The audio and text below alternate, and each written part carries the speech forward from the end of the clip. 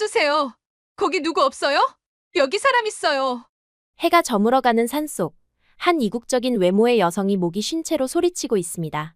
얼마나 소리를 질렀는지 이제는 목소리조차 나오지 않게 된 그녀는 한 한국 남자의 어깨에 매달려 나오지 않는 목소리로 흐느끼고 있는데요. 대체 어떻게 된 상황일까요? 이 남자는 그녀를 어떻게 하려는 걸까요? 이야기 들어보시죠. 안녕하세요. 제 이름은 안나입니다.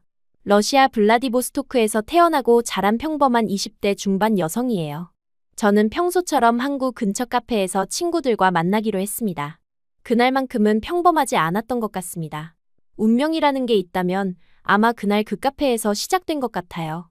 잠시 자리 좀 같이 써도 될까요? 어색한 발음의 러시아어가 제 귀에 들렸습니다.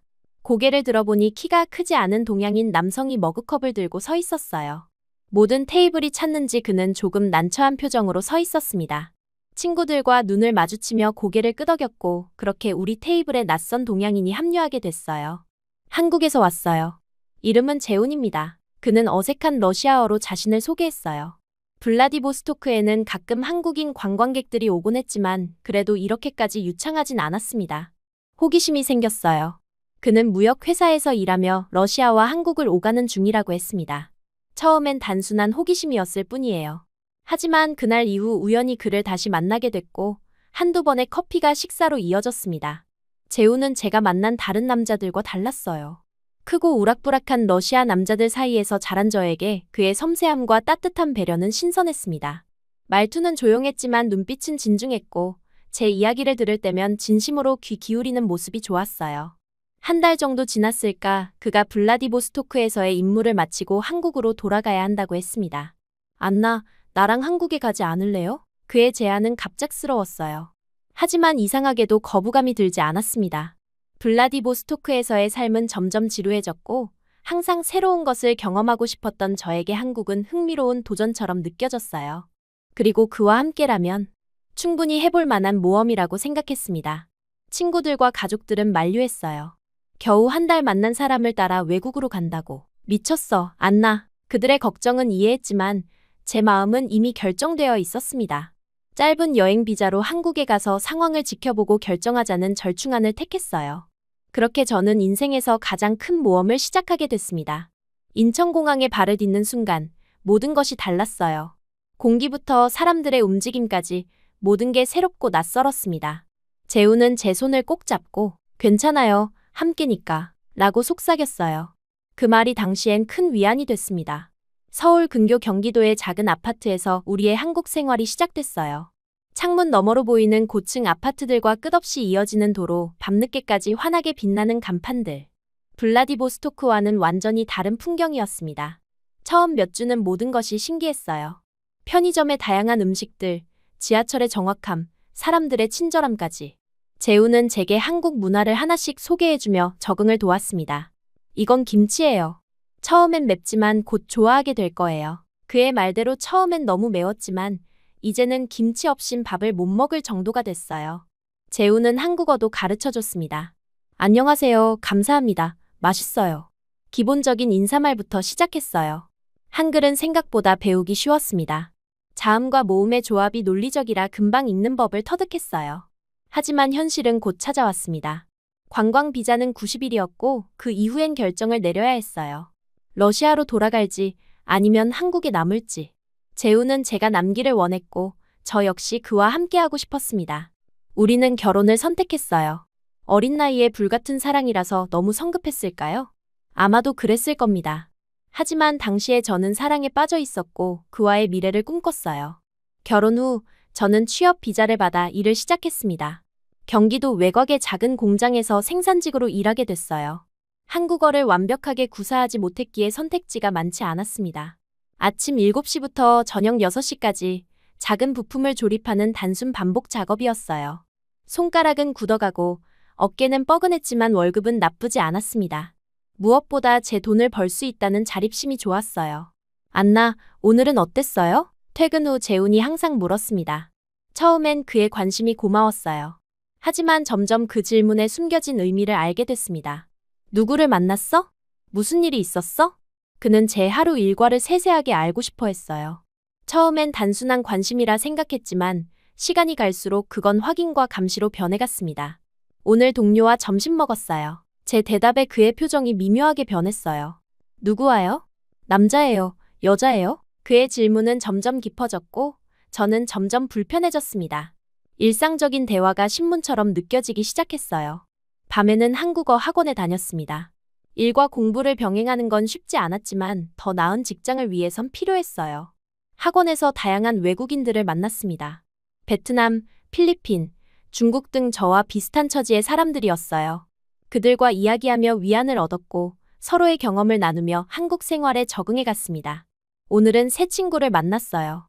중국에서 온 리예요. 학원에서의 일상을 재훈에게 이야기했어요. 그의 눈빛이 변했습니다. 여자예요? 왜 굳이 친구를 사귀려고 해요? 학원은 공부하러 가는 거잖아요. 그의 말에 당황했어요. 공부만 하라고? 인간관계는 자연스러운 것인데. 이런 반응이 처음은 아니었습니다. 재훈은 제가 러시아 친구들과 연락하는 것도 불편해했어요. 왜 자꾸 블라디보스토크 이야기를 해요? 이제 한국에 사는데. 그의 말에 상처받았지만 문화 차이라고 스스로를 위로했습니다. 아마 한국 남자들은 다 그럴 거라고 보호하려는 마음에서 그러는 거라고 생각했어요. 하지만 시간이 갈수록 그의 통제는 심해졌습니다. 제 휴대폰을 자주 확인했고 친구와의 약속을 취소시키기도 했어요. 왜 굳이 나가야 해요? 집에서 쉬면 안 돼요? 그의 말은 항상 그럴듯했지만 점점 숨이 막혔습니다. 제 세계는 점점 좁아졌고 저는 점점 고립됐어요. 한국어가 서툴다는 건 큰 장벽이었습니다. 감정을 제대로 표현하지 못하니 오해가 쌓였고 대화는 점점 어려워졌어요. 그런 뜻이 아니었어요. 라고 외치고 싶어도 그 단어를 몰랐습니다. 말이 안 통하니 감정도 안 통했어요. 우리의 대화는 점점 짧아졌고 침묵이 늘어갔습니다. 그러던 어느 날 결정적인 사건이 있었어요. 학원 친구들과 주말에 서울 나들이를 계획했습니다. 오랜만에 나들이라 설레었어요. 하지만 재우는 완강히 반대했습니다. 왜 굳이 서울까지 가야 해요? 위험해요. 한국 잘 모르면서. 그의 말에 화가 났어요. 이미 1년 넘게 한국에 살았는데 아직도 저를 외국인으로만 대하는 그의 태도가 서운했습니다. 가고 싶어요. 친구들과 약속했어요. 제가 처음으로 반항했어요. 그의 표정이 굳었습니다. 그럼 가요. 하지만 후회하지 마요. 그렇게 말하고 그는 밤새 말을 걸지 않았어요. 다음 날 저는 친구들과 서울로 향했습니다. 명동에서 쇼핑하고 한강에서 치맥을 즐기고 북촌 한옥마을도 구경했어요. 오랜만에 느끼는 자유로움이었습니다. 집에 돌아왔을 때 재우는 거실에 앉아 기다리고 있었어요. 즐거웠어요? 그의 말에 냉기가 느껴졌습니다. 네, 정말 좋았어요. 다음에는 같이 가요. 제 대답에 그는 비웃음을 지었어요. 전 안나가 그렇게 쉬운 여자인 줄 몰랐어요. 그 말에 얼어붙었습니다. 무슨 뜻이에요? 제가 물었어요. 남자들하고 어울리고 다니고. 그렇게 놀고 싶었어요? 그의 말이 마음에 상처를 냈습니다. 그냥 친구들이에요. 왜 자꾸 그런 식으로 말해요? 목소리가 높아졌어요. 그는 갑자기 탁자를 내리쳤습니다. 그래요? 그럼 이건 뭐예요? 그가 휴대폰을 내밀었어요. 제 SNS 계정이었습니다. 한강에서 찍은 사진들, 그중 하나는 중국인 친구 리와 함께 찍은 사진이었어요. 리는 남자였습니다. 하지만 그냥 학원 친구일 뿐이었어요. 당신 비밀번호 바꾸면 모를 거라 생각했어요? 난 다 알아요. 그의 말에 등골이 오싹했습니다. 제 계정에 몰래 들어갔다니? 신뢰가 무너지는 소리가 들리는 것 같았어요. 이제 그만해요. 당신이 자꾸 이러니까 숨쉬기가 힘들어요. 제 말에 그는 더 화를 냈습니다. 내가 뭘요? 당신을 위해서 그러는 건데. 한국은 위험해요. 당신은 몰라요. 그날 밤 우리는 크게 다퉜어요. 말다툼은 울음으로 이어졌고 결국 서로에게 상처 주는 말만 남았습니다. 그 후로도 비슷한 싸움이 반복됐어요. 제가 조금이라도 그의 통제에서 벗어나려 하면 그는 더 강하게 저를 붙잡으려 했습니다. 사랑이라는 이름의 감옥에 갇힌 기분이었어요. 3개월의 긴 갈등 끝에 결국 이혼을 선택했습니다. 더는 못 살겠어요. 서로 다른 사람인 것 같아요. 제 말에 재우는 처음엔 믿지 않았어요. 잠시 화가 난 거예요. 곧 괜찮아질 거예요. 하지만 제 마음은 이미 굳어져 있었습니다. 사랑은 통제가 아니라 자유라고 믿었어요.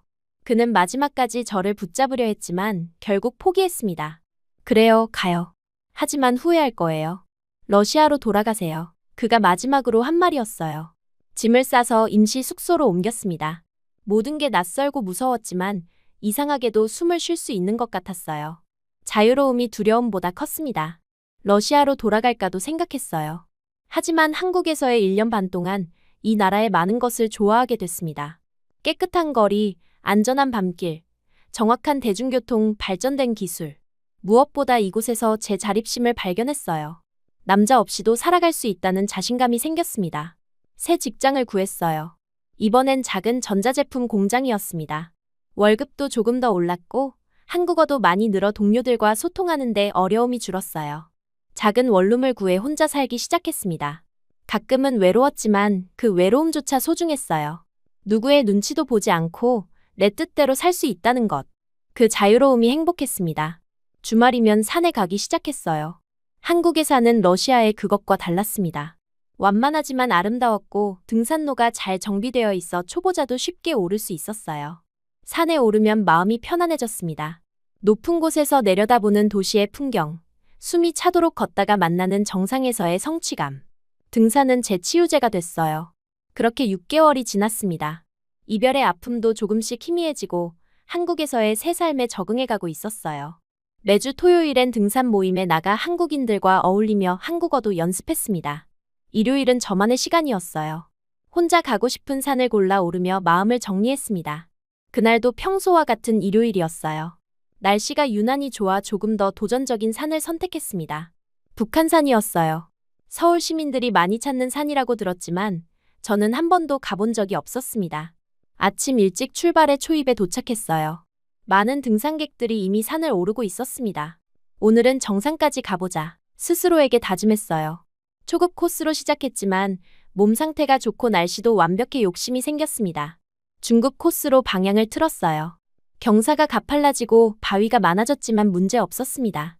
점점 더 높이 올라갈수록 시야가 트이고 서울의 전경이 발 아래 펼쳐졌어요. 숨이 차도 기분이 좋았습니다. 조금만 더, 저기까지만. 자꾸 목표를 높이게 됐어요. 중급 코스를 지나 고급 등산로로 접어들었습니다. 다른 등산객들은 위험하니 조심하세요 라고 말했지만 그날따라 자신감이 넘쳤어요. 모든 게 잘 될 것 같았습니다. 1시간 더 올라가니 정상이 보였어요. 마지막 힘을 내어 정상에 올랐습니다. 해냈다. 정상에서 바라본 풍경은 압도적이었어요. 구름 한 점 없는 하늘, 끝없이 펼쳐진 도시의 모습, 멀리 보이는 한강. 모든 것이 완벽했습니다. 이 순간을 위해 그동안의 어려움을 견뎌왔다는 생각이 들었어요. 혼자서도 해낼 수 있다는 자신감이 충만했습니다. 하지만 하산길, 모든 것이 달라졌어요. 올라갈 때는 몰랐던 피로가 밀려왔고 다리가 점점 무거워졌습니다. 경사가 가팔라 조심스럽게 내려가려 했지만 낙엽이 쌓인 바위길이 생각보다 미끄러웠어요. 한 걸음, 한 걸음 조심하며 내려갔습니다. 그때였어요. 발밑에 낙엽이 미끄러지며 중심을 잃었습니다. 순간적으로 손을 뻗어 무언가를 잡으려 했지만 허공을 가를 뿐이었어요. 몸이 앞으로 기울어지며 구르기 시작했습니다. 비명을 지르려 했지만 목소리조차 나오지 않았어요. 단단한 바위에 몸이 부딪히며 강한 충격이 느껴졌고 머리가 어지러웠습니다. 아, 신음소리만 간신히 나왔어요. 의식이 점점 흐려지는 것이 느껴졌습니다. 시간이 얼마나 지났을까요? 의식이 돌아왔을 때 가장 먼저 느낀 것은 고통이었어요. 온몸이 쑤시고 아팠습니다. 특히 다리가 움직이지 않았어요. 눈을 뜨고 주변을 살폈지만 낯선 장소에 혼자 누워있다는 사실만 확인할 수 있었습니다. 제가 어디에 있는지, 얼마나 시간이 흘렀는지 알 수 없었어요. 도와주세요. 목소리를 짜내 외쳤지만 내 목소리는 바람에 휩쓸려 사라지는 것 같았어요. 주변에는 아무도 없었고 메아리조차 들리지 않았습니다. 산 깊숙한 곳으로 떨어진 것 같았어요. 얼마나 높은 곳에서 떨어졌는지 가늠할 수 없었지만 위를 올려다보니 가파른 절벽이 보였습니다. 기적적으로 목숨은 건졌지만 이대로 구조되지 못한다면 살아남기 힘들겠다는 생각이 들었어요. 다시 한번 주변을 살펴봤습니다. 손목에서는 피가 흘러내리고 있었어요. 낙엽 사이에서 깨진 휴대폰 조각을 발견했지만 이미 작동하지 않았습니다. 심장이 빠르게 뛰기 시작했어요. 공포가 몰려왔습니다. 이곳에서 어떻게 빠져나갈 수 있을까? 누가 나를 찾아줄까? 러시아에 있는 가족들은 내가 여기 있다는 사실조차 모를 거예요. 한국에서 나를 찾아줄 사람도 없었습니다. 진정해, 안나. 생각해. 스스로에게 말했어요. 우선 출혈을 멈춰야 했습니다. 재킷에 소매를 찢어 손목을 감쌌어요. 꽉 묶으니 일단 피는 멈추는 것 같았습니다. 다음은 다리였어요. 만져보니 엄청난 통증에 골절된 건지 움직이기 쉽지 않았습니다. 다행히 상반신은 움직일 수 있었어요. 주변에 나뭇가지를 모아 작은 지팡이를 만들었습니다. 어떻게든 움직여보려 했지만 다리에 체중을 실을 때마다 찌르는 듯한 통증이 밀려왔어요. 제발, 누구 없어요? 다시 소리쳐봤지만 대답은 없었습니다. 해가 점점 기울고 있었어요. 산에서의 일몰은 빠르다는 것을 알고 있었습니다. 곧 어두워질 텐데 그러면 체온도 급격히 떨어질 거예요. 저체온증의 위험도 있었습니다. 추위를 견디기 위해 주변의 낙엽들을 모아 몸 위에 덮었어요. 그나마 작은 단열재 역할을 해줄 거라 생각했습니다. 시간이 흐를수록 목이 말랐어요. 입술이 바짝 타들어가는 느낌이었습니다. 물은 한 모금도 없었고 배고픔도 느껴지기 시작했어요. 등산 때 가져온 작은 초콜릿 바가 주머니에 있었지만 지금 먹는 것보다 체력이 더 필요할 때를 위해 아껴두기로 했습니다. 어쩌면 밤을 여기서 보내야 할지도 몰라요. 그 생각에 눈물이 났습니다. 살려주세요. 제발, 목이 쉬도록 계속 외쳤어요. 처음엔 희망을 갖고 소리쳤지만 시간이 지날수록 절망감이 커졌습니다. 아무도 내 목소리를 듣지 못하는 것 같았어요.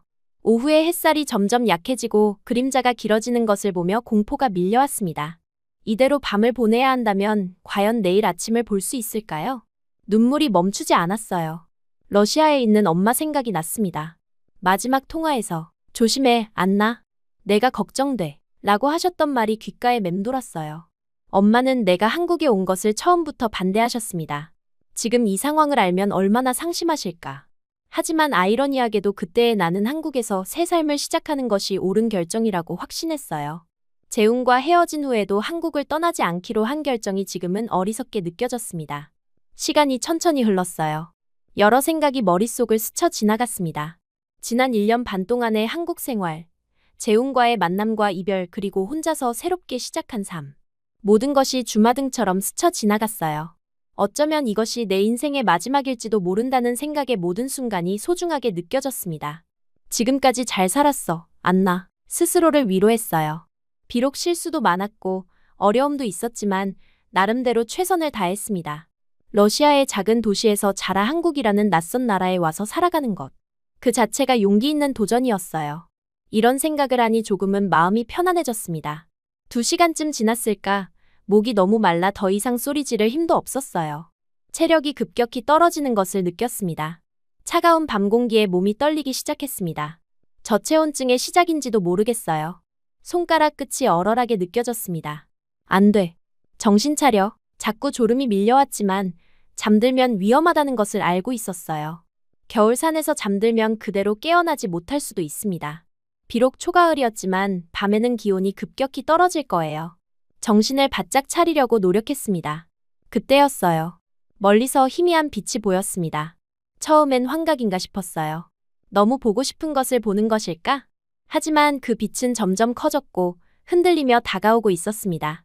누군가의 손전등 불빛이었어요. 마지막 힘을 다해 소리쳤습니다. 여기요. 살려주세요. 여기 있어요. 목이 찢어질 듯 아팠지만 이것이 마지막 기회라는 생각에 있는 힘껏 외쳤어요. 불빛이 멈췄다가 이내 내 방향으로 빠르게 다가왔습니다. 희망이 생겼어요. 누군가 내 소리를 들은 것 같았습니다. 불빛이 점점 가까워지더니 마침내 한 남자가 나타났어요. 구조대원의 제복도 아니고 전문 등산 장비도 없는 평범한 옷차림이었습니다. 그는 손전등을 들고 헉헉거리며 내게 다가왔어요. 숨을 몰아쉬는 모습이 보였습니다. 아마 내 소리를 듣고 달려온 모양이었어요.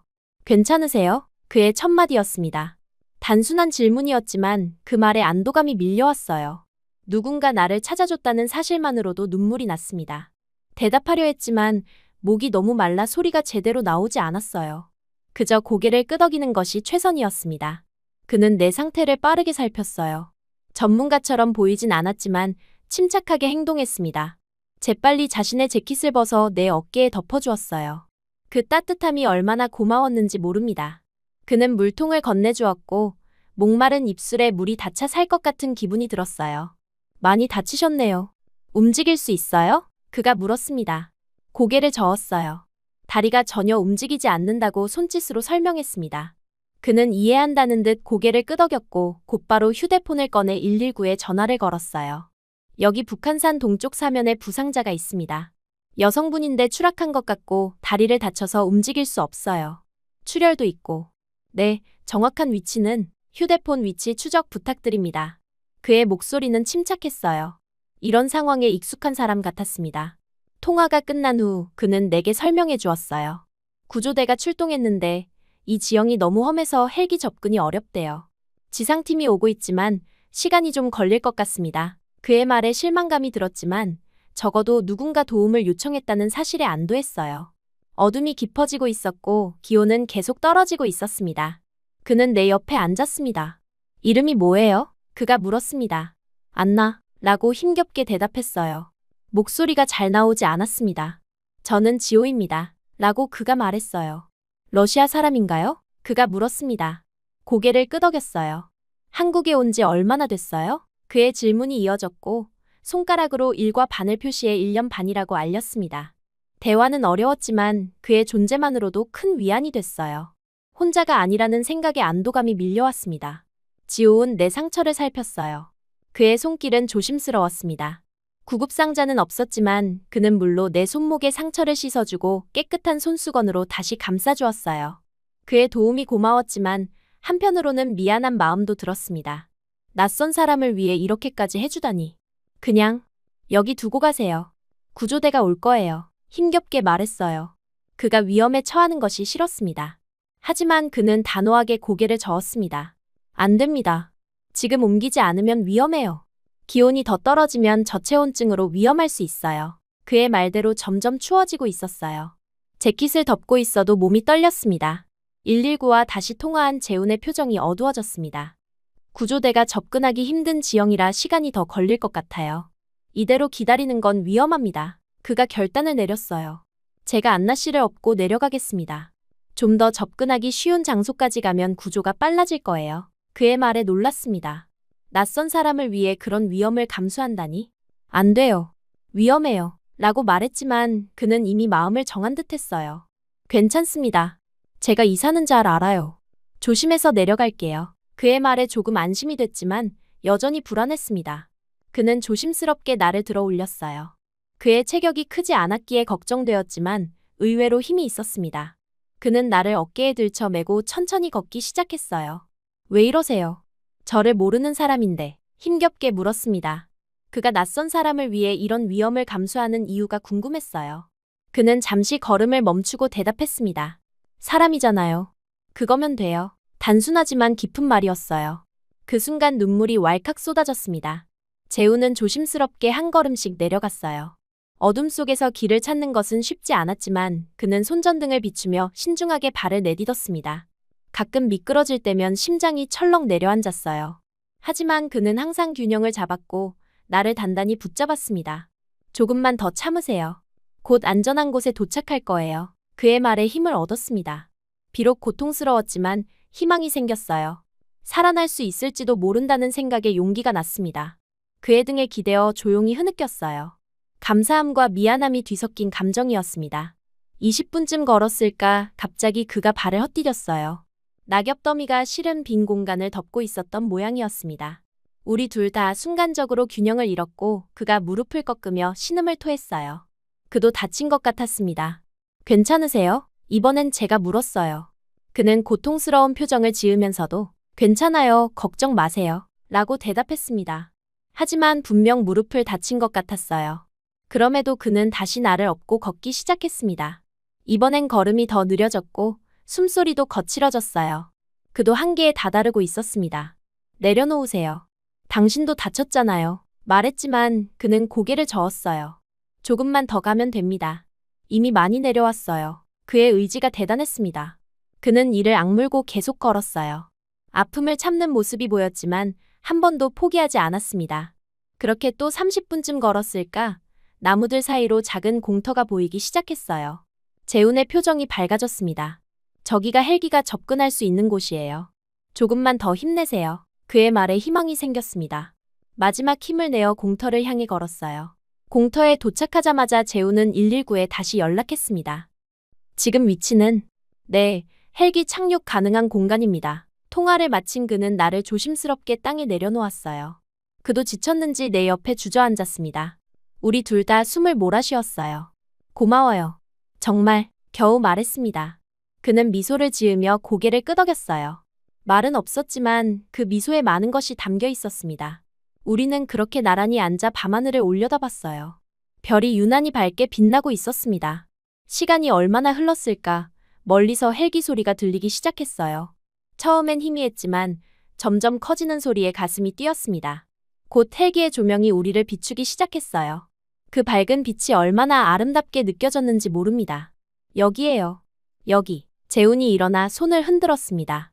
헬기에서 줄이 내려오기 시작했고 구조대원들이 뛰어내렸어요. 그들은 신속하게 우리에게 다가왔습니다. 전문가들의 손길이 느껴졌어요. 그들은 재빨리 내 상태를 확인하고 들것에 실었습니다. 이분도 다치셨어요. 무릎을. 내가 재훈을 가리키며 말했어요. 구조대원들은 재훈의 상태도 확인했습니다. 그도 꽤 심하게 다친 것 같았어요. 그의 무릎은 붓고 색이 변해 있었습니다. 우리 둘 다 헬기에 실렸고 곧 이륙했어요. 헬기 안에서 의료진이 응급처치를 해주었습니다. 산소 마스크를 쓰고 링거를 맞으니 조금씩 힘이 돌아오는 것 같았어요. 재훈도 옆에 누워 치료를 받고 있었습니다. 그와 눈이 마주쳤고 그는 안심하라는 듯 미소를 지었어요. 그 미소에 가슴이 따뜻해졌습니다. 헬기가 병원에 도착했고 우리는 각자 다른 의료팀에 인계되었어요. 그가 어디로 갔는지 알 수 없었지만 그에게 제대로 감사 인사를 전하지 못한 것이 마음에 걸렸습니다. 응급실에서 여러 검사를 받았고 다행히 생명에 지장은 없다는 진단을 받았어요. 다리는 심한 타박상과 발목 염좌, 손목은 열상으로 몇 반을 꿰매야 했습니다. 처치를 마치고 병실로 옮겨진 후 간호사에게 물었어요. 저를 구해준 남자분, 어디 계신지 알 수 있을까요? 간호사는 잠시 생각하더니 대답했습니다. 아, 같이 오신 분이요? 3층에 입원하셨어요. 무릎 인대가 파열됐대요. 그 말을 듣고 마음이 무거워졌어요. 나 때문에 그가 그렇게 심하게 다쳤다니. 미안한 마음이 컸습니다. 하지만 한편으로는 그를 다시 만나 제대로 감사 인사를 전하고 싶었어요.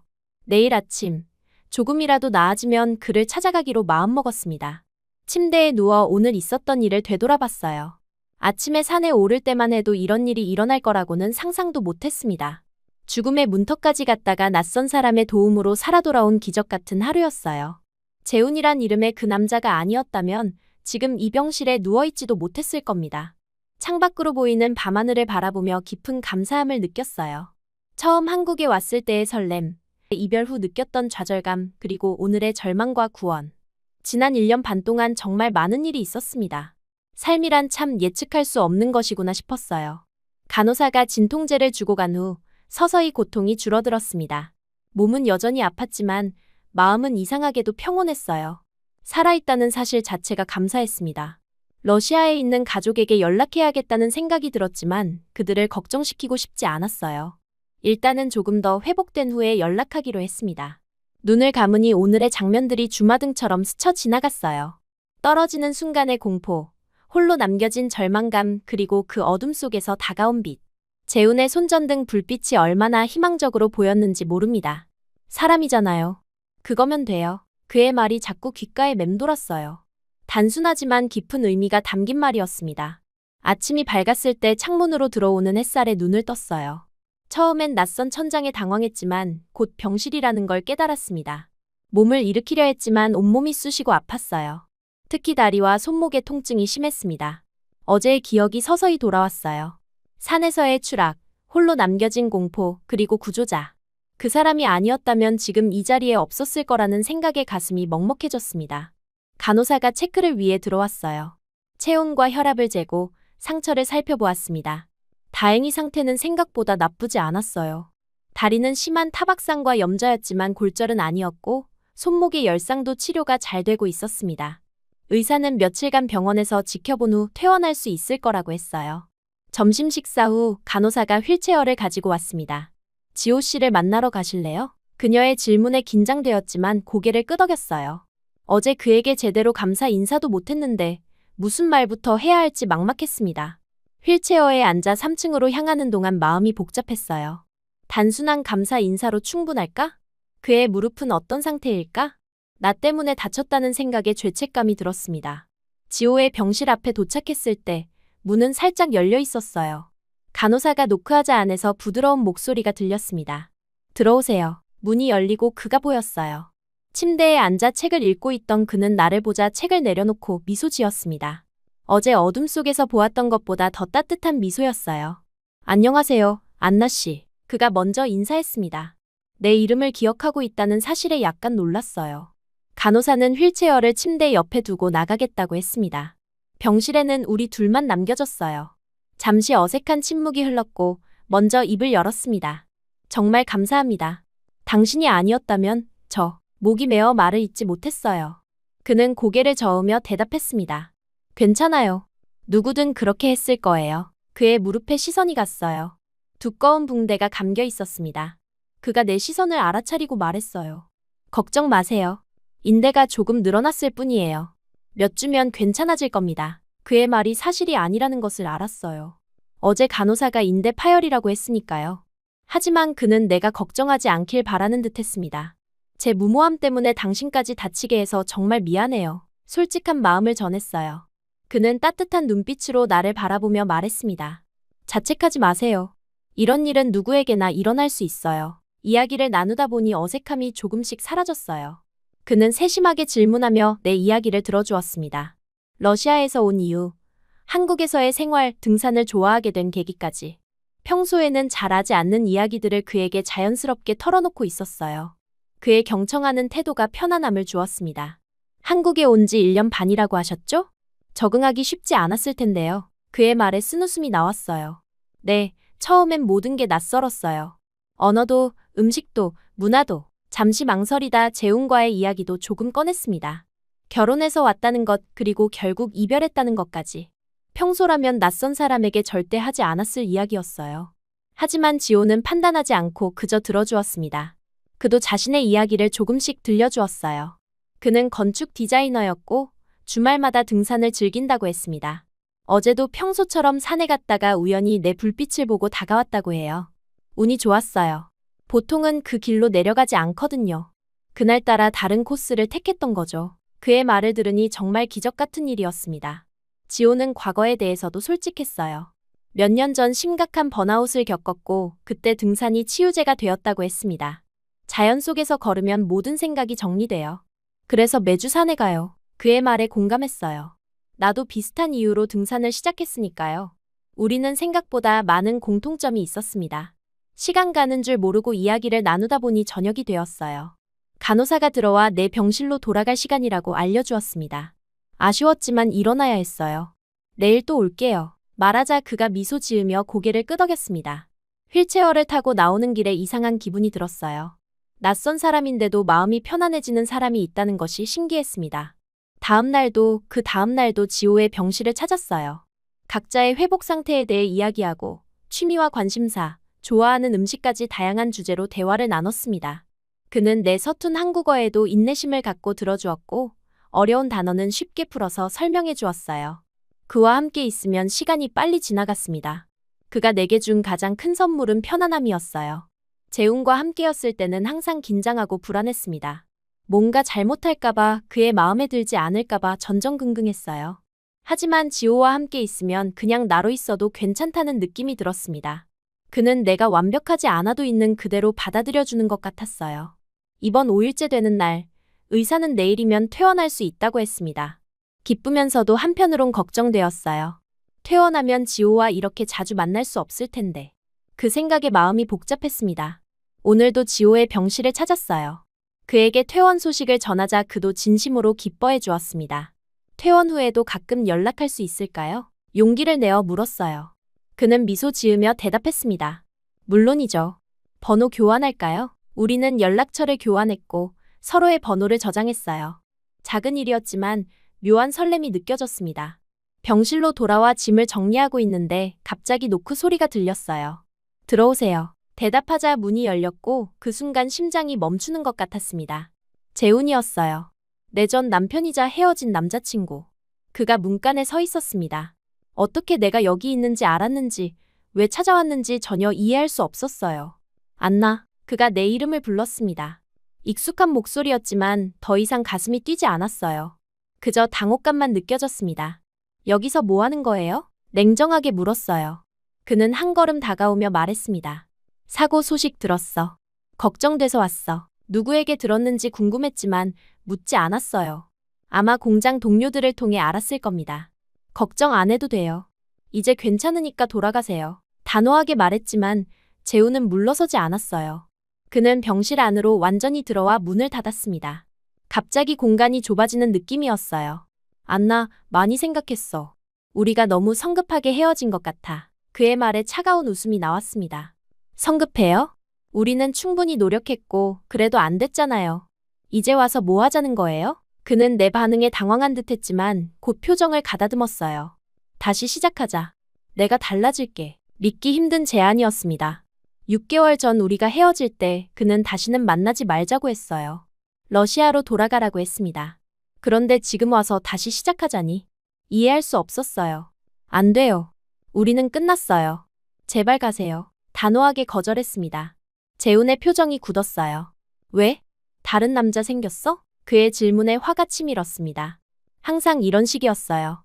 내 의사는 중요하지 않고 다른 남자의 존재만 문제 삼았습니다. 그건 당신이 상관할 일이 아니에요. 차갑게 대답했어요. 그러자 그의 눈빛이 변했습니다. 그 남자야? 널 구했다는 그 남자? 어떻게 지호에 대해 알았는지 놀라웠어요.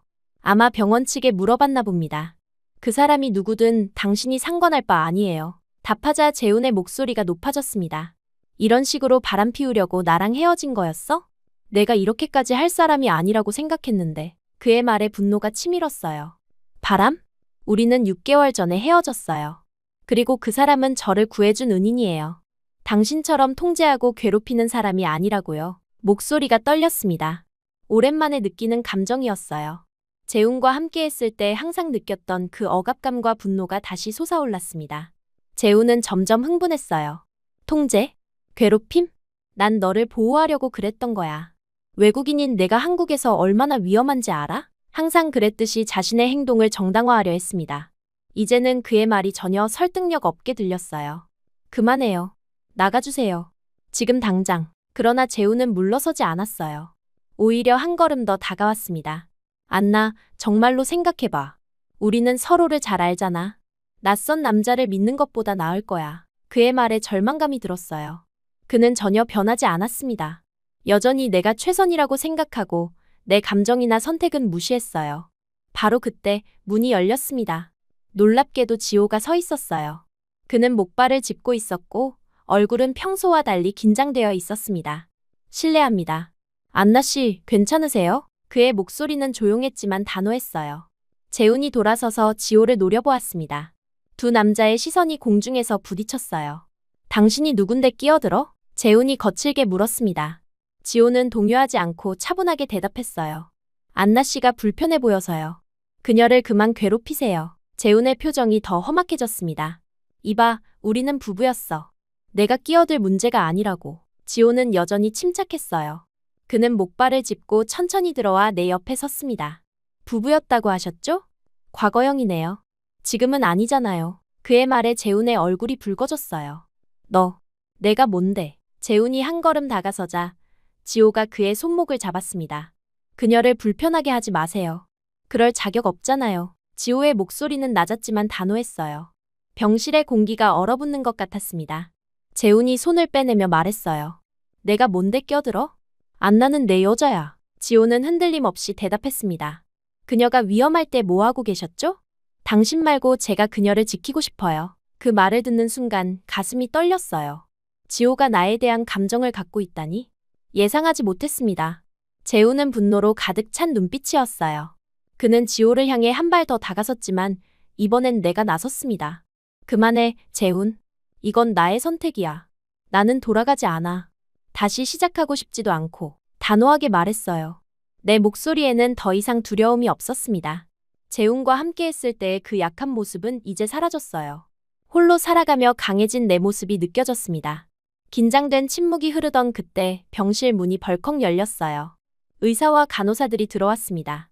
여기서 무슨 일이 있는 겁니까? 의사가 단호하게 물었어요. 간호사들도 뒤따라 들어왔고 상황을 감지한 듯 했습니다. 재훈은 갑작스러운 상황에 당황한 듯 머뭇거렸어요. 의사가 재훈을 향해 말했습니다. 병원에서 이런 소란은 용납할 수 없습니다. 나가 주십시오. 단호한 어조였어요. 재우는 잠시 망설이다가 나를 한 번 더 보고는 조용히 병실에 나갔습니다. 문이 닫히고 나서야 긴장이 풀렸어요. 다리가 후들거렸습니다. 의사와 간호사들도 나가고 병실엔 지호와 나만 남았어요. 한참을 침묵하던 중 조용히 입을 열었습니다. 그 사람한텐 아무 감정도 남아있지 않아요. 솔직한 마음을 전했어요. 지호는 말없이 고개를 끄덕였습니다. 묵직한 의미 있는 끄덕임이었어요. 괜찮으세요? 그가 물었습니다. 미소 지으며 고개를 끄덕였어요. 네, 이제 괜찮아요. 오히려 후련해요. 정말로 그랬습니다. 재훈을 마주하고 나니 그에 대한 모든 감정이 완전히 정리된 것 같았어요. 이제는 정말 과거의 일이 되었습니다. 지호는 잠시 망설이다 입을 열었어요. 아까 한 말, 너무 갑작스러웠다면 미안해요. 그의 말에 가슴이 따뜻해졌습니다. 아니에요. 오히려 고마웠어요. 솔직하게 대답했어요. 그제서야 지호의 표정이 편안해졌습니다. 우리 사이에 뭔가 달라진 것이 느껴졌어요. 이전과는 다른 더 깊은 감정이 흐르고 있었습니다. 지호는 곧 자신의 병실로 돌아갔고 나는 침대에 누워 오늘 있었던 일을 곰곰이 생각했어요. 재훈의 등장, 지호의 고백 같은 말 그리고 내 마음의 변화까지 많은 일이 한꺼번에 일어났습니다. 하지만 이상하게도 혼란스럽지 않았어요. 오히려 명확해진 느낌이었습니다. 그날 밤 창밖의 별을 바라보며 생각했어요. 1년 반 전 러시아에서 한국으로 올 때만 해도 이런 일들이 펼쳐질 줄은 몰랐습니다. 사랑을 찾아왔다가 상처받고 다시 일어서고 그리고 지금은 또 다른 가능성을 마주하고 있었어요. 인생은 정말 예측할 수 없는 여행이구나 싶었습니다. 내일부터 시작될 새로운 일상에 대한 기대와 설렘으로 쉽게 잠들지 못했어요. 지호와의 만남이 어떻게 이어질지, 우리의 관계가 어떻게 발전할지, 모든 것이 새롭고 불확실했지만 이번에는 두렵지 않았습니다. 오히려 그 불확실함이 설레는 모험처럼 느껴졌어요. 퇴원하는 날, 아침부터 설렘과 긴장이 교차했어요. 병원 생활을 끝내고 일상으로 돌아간다는 기쁨도 있었지만 지호와의 관계가 병원 밖에서도 이어질 수 있을지 불안했습니다.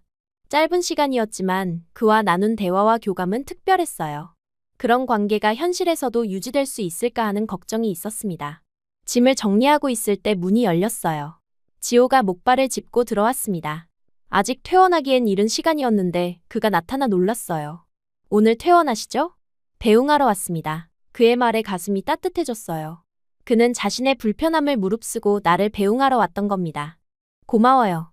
하지만 목발로 이렇게 오시면 어떡해요? 걱정스럽게 물었지만 그는 웃으며 괜찮다고 했어요. 퇴원 수속을 마치고 병원을 나서는 순간 밝은 햇살이 반겨주었습니다. 자유로움을 느꼈어요. 지호는 병원 앞까지 배웅해 주었고 택시를 잡아주었습니다. 연락할게요. 택시에 오르며 말했어요. 그는 미소 지으며 고개를 끄덕였습니다. 택시가 움직이기 시작하자 창문 너머로 그의 모습이 점점 작아졌어요. 왠지 모를 아쉬움이 느껴졌지만 곧 다시 만날 거라는 생각에 마음이 편안해졌습니다. 집에 도착하니 모든 것이 그대로였어요. 작은 원룸이지만 나만의 공간이었습니다.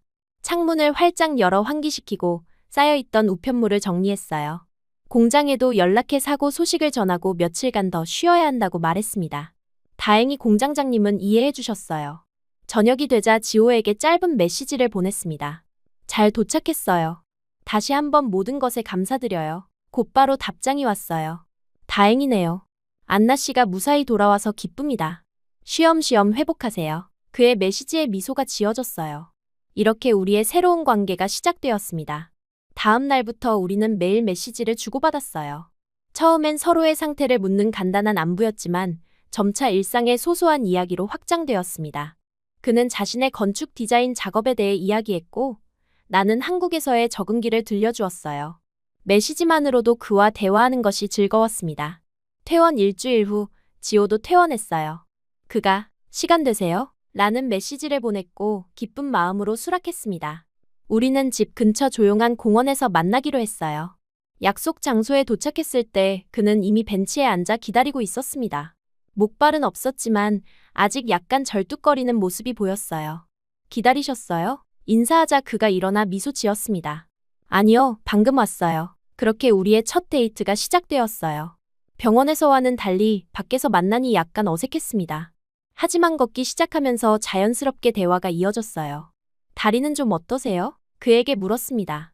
그는 괜찮아졌다고 했지만 아직 완전히 회복되진 않은 것 같았어요. 그래도 그는 내 걱정을 불식시키기 위해 노력했습니다. 우리는 천천히 공원을 산책하며 이야기를 나눴어요. 서로에 대해 더 알아가는 시간이었습니다. 그날 이후로 일주일에 한두 번씩 만나게 되었어요. 때로는 공원에서 산책을, 때로는 카페에서 차를 마시며 대화를 나눴습니다. 지호는 언제나 내 이야기에 귀 기울였고 내 서툰 한국어를 이해하려 노력했어요. 그와 함께하는 시간이 늘어날수록 마음의 문이 조금씩 열리는 것을 느꼈습니다. 일상으로 돌아가면서 다시 공장에 출근하기 시작했어요. 동료들은 내 사고 소식을 듣고 걱정했던 모양이었습니다. 모두가 반겨주었고 특히 가까운 한국인 친구 미영이는 눈물까지 글썽이며 안아주었어요. 그제서야 내가 이곳에서 정말 소중한 인연들을 만들어 왔다는 것을 실감했습니다. 지호와의 관계는 자연스럽게 깊어져 갔어요. 한 달쯤 지났을 때 그는 자신의 부모님에 대해 이야기하기 시작했습니다. 아버지는 일찍 돌아가셨고 어머니와 단둘이 살고 있다고 했어요. 어머니는 그를 매우 아끼시는 분이라고 했습니다. 내심 그의 가족을 만날 생각에 긴장되었어요. 외국인인 내가 그의 어머니께 어떻게 받아들여질지 불안했습니다. 어느 날 저녁, 한강변을 따라 걷던 중이었어요. 노을이 아름답게 물들어 있었고 우리는 벤치에 앉아 그 풍경을 감상했습니다. 조용한 침묵이 흐르던 중 지호가 먼저 손을 내밀었어요. 망설임 없이 그의 손을 잡았습니다. 따뜻했고 단단했어요. 그 순간 심장이 빠르게 뛰는 것을 느꼈습니다. 안나, 그가 내 이름을 불렀어요. 우리 사귀는 거 맞죠? 그의 질문에 웃음이 나왔습니다. 그동안 우리는 서로의 감정을 확인하지 않고 자연스럽게 가까워져 왔어요. 네, 맞아요. 간단히 대답했지만 그 말에는 많은 의미가 담겨 있었습니다. 그날 이후 우리는 공식적인 연인이 되었어요. 지호는 점점 더 자신의 세계로 나를 초대했습니다. 그의 직장인 건축사무소에도 데려가 주었고 그가 디자인한 건물들도 구경시켜 주었어요. 그의 열정과 창의력에 감탄했습니다. 나 역시 그에게 내 세계를 보여주었어요. 러시아 요리를 해주기도 하고 블라디보스토크의 사진들을 보여주기도 했습니다. 연애 3개월째 되던 날, 지호가 특별한 제안을 했어요. 어머니를 만나보지 않을래요? 그 말에 심장이 떨렸습니다. 그의 어머니를 만난다는 것은 우리 관계가 더 진지해진다는 의미였어요. 긴장되었지만 고개를 끄덕였습니다. 네, 만나고 싶어요. 지호의 어머니는 서울 근교에 살고 계셨어요. 주말에 함께 찾아뵙기로 했습니다. 무엇을 입을지, 어떤 선물을 가져갈지 고민했어요. 러시아에서 가져온 특별한 차와 과자를 선물로 준비했습니다. 당일 아침, 너무 긴장한 나머지 손이 떨렸어요. 지호는 내 손을 꼭 잡아주며 괜찮을 거라고 안심시켰습니다. 지호 어머니의 집은 아담하고 정갈했어요. 문을 열자 기품 있는 분이 우리를 맞이해 주셨습니다. 어서 오세요. 그녀의 인사에 고개를 깊이 숙여 인사드렸어요. 안녕하세요. 처음 뵙겠습니다. 안나라고 합니다. 처음에는 어색했지만 지호 어머니는 친절하게 대해주셨어요. 음식을 함께 준비하면서 조금씩 대화를 나눴습니다. 그녀는 내 서툰 한국어에도 인내심을 갖고 들어주셨어요. 하지만 식사 중 어머니의 질문이 점점 깊어졌습니다. 이전에 결혼한 적이 있다고 들었는데요. 순간 긴장했어요. 지호가 이미 어머니께 내 과거에 대해 이야기했던 모양이었습니다. 솔직하게 대답했어요. 네, 한국인과 결혼했었지만 잘 맞지 않아 헤어졌습니다. 어머니의 표정이 조금 굳어졌어요. 침묵이 흘렀고 분위기가 어색해졌습니다. 집으로 돌아오는 길, 지호에게 물었어요. 어머니가 저를 마음에 들어 하지 않으신 것 같아요. 그는 한숨을 쉬며 대답했습니다. 조금 시간이 필요하실 거예요. 어머니는 제가 처음 만나는 사람과 결혼하길 바라셨거든요. 돌싱녀라는 말씀도 하셨어요. 그 말에 마음이 아팠지만 이해할 수 있었어요. 한국의 보수적인 어머니들에게 이혼한 외국인 며느리는 쉽게 받아들이기 어려울 테니까요. 그 후로도 지호 어머니를 몇 번 더 만났지만 여전히 거리감이 느껴졌어요. 그녀는 직접적으로 반대 의사를 표현하지는 않았지만 눈빛과 말투에서 불편함이 느껴졌습니다. 지호는 계속해서 나를 안심시켰어요. 시간이 지나면 어머니도 당신을 알아가게 될 거예요. 걱정하지 마세요. 연애 6개월째, 지호가 중대한 제안을 했어요. 안나, 나랑 결혼해 줄래요? 예상치 못한 프로포즈에 눈물이 났습니다. 행복했지만 동시에 걱정도 되었어요. 어머니가 반대하실 텐데. 그는 단호하게 대답했습니다. 어머니는 제가 설득할게요. 당신이 내 곁에 있어주는 것, 그것만 필요해요. 프로포즈를 받아들였지만 결혼 준비 과정은 순탄치 않았어요. 지호 어머니는 여전히 우리 결혼에 반대했습니다. 외국인이라서가 아니야. 한 번 실패한 결혼이 있는 사람과 우리 아들이 함께하는 게 걱정돼. 어머니의 솔직한 말씀을 지호를 통해 전해 들었을 때 가슴이 아팠지만 이해했어요. 그녀의 걱정은 어쩌면 당연한 것이었습니다. 그럼에도 불구하고 지호는 흔들리지 않았어요. 그는 어머니를 설득하기 위해 끊임없이 노력했습니다. 어머니, 안나는 정말 좋은 사람이에요. 실패한 결혼이 있다는 건 그저 운이 없었던 거죠. 저희에겐 다를 거예요. 그의 진심 어린 설득에도 어머니는 쉽게 마음을 돌리지 않으셨어요. 결혼식 날짜가 다가오는데도 어머니의 승낙을 받지 못했습니다. 불안했지만 지호의 결심은 확고했어요. 어머니 없이 결혼식을 올릴 수는 없어요. 조금 더 시간을 두고 설득해 볼게요. 결혼 날짜를 미루기로 했습니다. 실망스러웠지만 가족 간의 불화를 원치 않았어요. 그러던 어느 날 지호에게 갑작스러운 연락이 왔습니다. 어머니가 만나자고 하세요. 단둘이. 긴장되었지만 이것이 마지막 기회라고 생각했어요. 약속 장소는 한적한 찻집이었습니다. 도착하자 어머니가 이미 기다리고 계셨어요. 깊은 숨을 들이쉬고 그녀 앞에 앉았습니다. 안나, 어머니가 먼저 입을 열었어요. 솔직히 말할게요. 처음엔 당신을 탐탁지 않게 생각했어요. 외국인이라는 것보다 이혼한 여자라는 것이 더 마음에 걸렸어요. 그녀의 솔직함에 마음이 아팠지만 계속 들었습니다. 지호가 누군가를 이렇게 소개하는 애가는 아닌데 여자친구가 생겨도 숨기기 급급했어요. 어머니는 잠시 침묵하다가 마침내 고개를 끄덕이며 자식 이기는 부모가 어디 있겠어요? 그 말에 눈물이 왈칵 쏟아졌어요. 어머니는 조심스럽게 내 손을 잡아주셨습니다. 그 순간 우리 사이에 있던 벽이 무너지는 것을 느꼈어요. 결혼식은 작지만 아름답게 치러졌습니다. 러시아에서 엄마와 친구 몇 명이 와주었고 지호 쪽에선 어머니와 친구들이 자리를 빛내주었어요. 서로 다른 문화, 다른 언어를 가진 사람들이 한자리에 모여 우리의 시작을 축하해 주었습니다. 그날만큼은 모든 걱정과 불안이 사라진 것 같았어요. 결혼 후 지호의 아파트로 이사했습니다. 작지만 아늑한 공간이었어요. 새 출발에 대한 설렘으로 가득했습니다. 첫 번째 결혼과는 달리 이번에는 모든 것이 다르게 느껴졌어요. 지호는 내가 러시아 친구들과 연락하는 것을 응원해 주었고 내 취향과 선택을 존중해 주었습니다. 그와 함께하는 일상은 편안하고 자유로웠어요. 놀랍게도 시어머니와의 관계도 빠르게 개선되었습니다.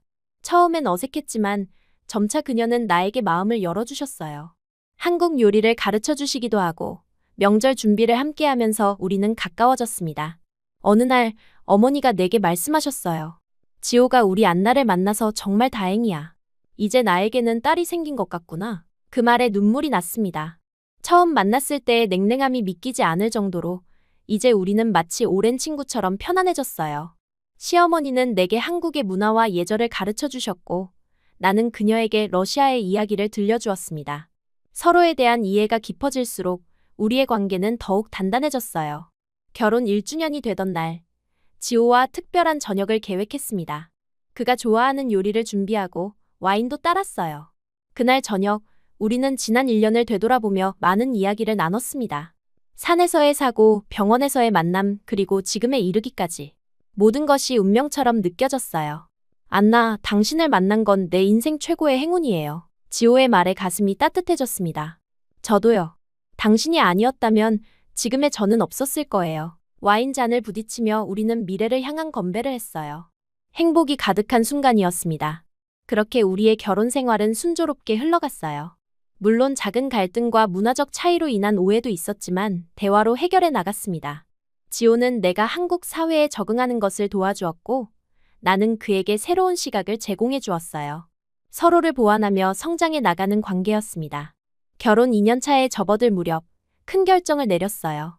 아이를 가져보기로 한 것입니다. 준비 과정은 설렘과 긴장이 교차했습니다. 지호는 내가 건강검진을 받도록 챙겨주었고 임신에 좋은 음식과 영양제도 알아봤어요. 그의 세심한 배려가 감사했습니다. 몇 개월이 지났지만 좋은 소식은 없었어요. 조금씩 불안해지기 시작했습니다. 혹시 내 몸에 문제가 있는 건 아닐까? 지호는 계속해서 나를 안심시켜 주었어요. 조급해하지 말자. 우리는 충분한 시간이 있어. 그의 말에 위안을 얻었지만 내심 걱정이 되었습니다. 그러던 어느 날 아침, 몸이 평소와 달리 피곤하고 메스꺼웠어요. 혹시나 하는 마음에 약국에서 임신 테스트기를 사왔습니다. 심장이 두근거리며 검사를 진행했어요. 잠시 후 테스트기에 두 줄이 선명하게 나타났습니다. 놀라움과 기쁨이 동시에 밀려왔어요. 임신이었습니다. 지호가 퇴근하고 돌아올 때까지 이 비밀을 간직했어요. 그가 문을 열고 들어오자마자 달려가 안겼습니다. 지호, 우리 아기가 생겼어요. 그의 표정이 순식간에 변했어요. 놀람, 기쁨, 감동이 뒤섞인 표정이었습니다. 그는 나를 꼭 안아주었고 우리는 함께 눈물을 흘렸어요. 기적 같은 순간이었습니다. 그날 저녁 시어머니께 전화로 소식을 전했어요. 어머니는 전화기 너머로 울음을 참지 못하셨습니다. 정말? 정말 할머니가 되는 거니? 그녀의 기쁨의 참 목소리에 저도 다시 울컥했어요. 다음 날 어머니는 서둘러 우리 집을 방문하셨고 임산부에게 좋은 음식과 약재를 가득 가져오셨습니다. 임신 소식을 러시아 가족에게도 전했어요. 엄마는 전화로 축하를 건네며 곧 한국을 방문하겠다고 했습니다. 모든 것이 꿈만 같았어요. 불과 몇 년 전 산에서 죽을 뻔했던 그 순간부터 지금까지 인생은 정말 예측할 수 없는 여행이었습니다. 아기의 초음파 사진을 처음 봤을 때 그 작은 생명체에 대한 사랑으로 가슴이 벅차올랐어요. 지호는 매 검진마다 함께 해주었고 아기를 위한 준비에 열중했습니다. 방 하나를 아기 방으로 꾸미고 아기 용품을 하나둘 모으기 시작했어요. 우리의 일상은 아기를 중심으로 재편되었습니다. 임신 5개월째 태동을 처음 느꼈어요. 배 안에서 작게 움직이는 그 감각은 말로 표현할 수 없을 만큼 특별했습니다. 지호의 손을 내 배에 올려놓았지만 아직 그는 느끼지 못했어요. 그래도 그의 눈빛은 기대와 사랑으로 가득했습니다. 우리 아기가 건강하게 자라고 있네요. 그의 말에 행복감이 밀려왔어요. 임신 중에도 시어머니는 큰 힘이 되어주셨습니다. 매주 찾아와 영양식을 만들어주시고 임신 중 주의할 점들을 알려주셨어요. 처음에는 그녀의 과한 관심이 부담스럽기도 했지만 그 속에 담긴 진심을 알게 되면서 감사한 마음이 커졌습니다. 그녀는 이제 내게 있어 둘도 없는 친구이자 어머니가 되었어요. 오늘 아침 거울 앞에 서서 커진 배를 바라보았습니다. 7개월 차에 접어든 배는 이제 제법 커졌어요. 이 안에 우리의 아이가 자라고 있다는 사실이 여전히 신기했습니다. 지호는 출근 전 항상 내 배에 인사를 하고 갔어요. 아빠 다녀올게. 엄마 잘 지켜줘. 그 모습이 사랑스러웠습니다. 아기 용품을 정리하다가 문득 산에서의 그날을 떠올렸어요. 죽음의 문턱에서 지호를 만났고 그와 함께 새로운 삶을 시작했습니다. 이제는 우리의 아이까지. 눈물이 흘렀어요. 행복과 감사함이 가득한 눈물이었습니다. 화장실에 들어가 세면대 위에 놓인 임신 테스트기를 다시 한번 바라보았어요. 두 줄이 선명하게 나타난 그것을 보며 미소 지었습니다. 몇 달 전 처음 이 두 줄을 봤을 때의 그 벅찬 감동이 다시 밀려왔어요. 창문 너머로 햇살이 밝게 비치고 있었습니다. 오늘은 정기 검진이 있는 날이에요. 지호가 휴가를 내고 함께 가기로 했습니다. 배를 쓰다듬으며 아기에게 말을 걸었어요. 오늘 너의 모습을 또 볼 수 있겠구나. 엄마랑 아빠가 많이 기대하고 있어. 거실로 나오니 시어머니가 방문해 계셨습니다. 요즘은 일주일에 두세 번씩 와서 내게 임산부 음식을 해주시고 출산 준비에 대해 조언해주세요. 안나, 오늘 검진 날이지? 내가 좋은 영양제도 가져왔어. 그녀의 따뜻한 목소리에 마음이 편안해졌어요. 시어머니와 나는 부엌에서 함께 아침을 준비했습니다. 처음에는 서로 어색했던 우리가 이제는 마치 친모녀처럼 가까워졌어요. 그녀는 종종 내게 말씀하셨습니다. 안나, 내가 우리 지호와 만난 건 하늘이 내린 축복이야. 이제 너는 내 진짜 딸이야. 그런 말을 들을 때마다 가슴이 따뜻해졌어요. 지호가 샤워를 마치고 나왔습니다. 그는 내게 다가와 등 뒤에서 안아주었어요. 우리 아기 어때요? 오늘 아침은 잘 지냈어? 그의 다정한 목소리에 미소 지었습니다. 네, 조금 전에도 발차기를 했어요. 당신 목소리를 들으면 더 활발해지는 것 같아요. 세 사람이 함께 아침을 먹으며 이야기를 나눴어요. 시어머니는 내게 출산에 관한 조언을 해주셨고 지호는 앞으로의 계획에 대해 말했습니다. 따뜻한 가족의 모습이었어요. 러시아에 있는 가족들과는 멀리 떨어져 있지만 이곳에서 새로운 가족을 만났습니다. 식사를 마치고 병원으로 향하는 차 안에서 지호가 내 손을 잡았어요. 안나, 행복해요? 그의 질문에 망설임 없이 대답했습니다. 네, 정말 행복해요. 당신과 함께라서 우리 아이가 있어서. 그는 미소 지으며 내 손에 입맞춤을 했어요. 나도 당신과 함께해서 행복해요.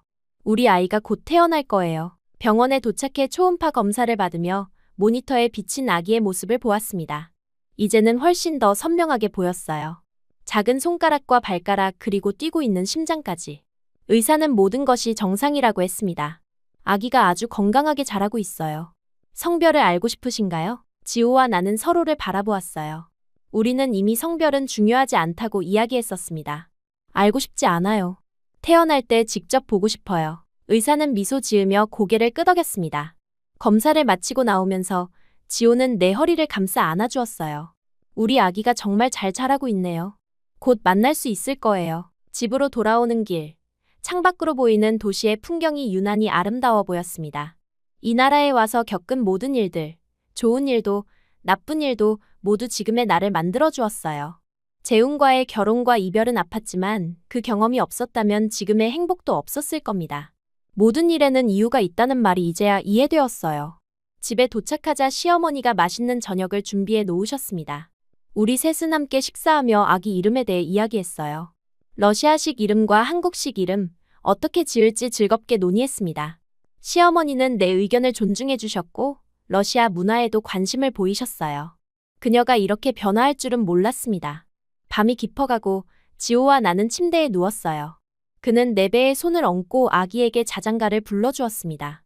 그 모습이 너무 사랑스러워 가슴이 벅차올랐어요. 지호, 당신이 없었다면 지금의 저는 없었을 거예요. 그날 산에서 구해주셔서 정말 고마워요. 그는 내 이마에 키스하며 대답했습니다. 안나, 그건 운명이었어요. 내가 당신을 찾은 것이 아니라 우리가 서로를 찾은 거죠. 그의 말에 눈물이 났어요. 행복한 눈물이었습니다. 이제 우리는 곧 부모가 될 거예요. 새로운 생명을 맞이할 준비가 되어 있었습니다.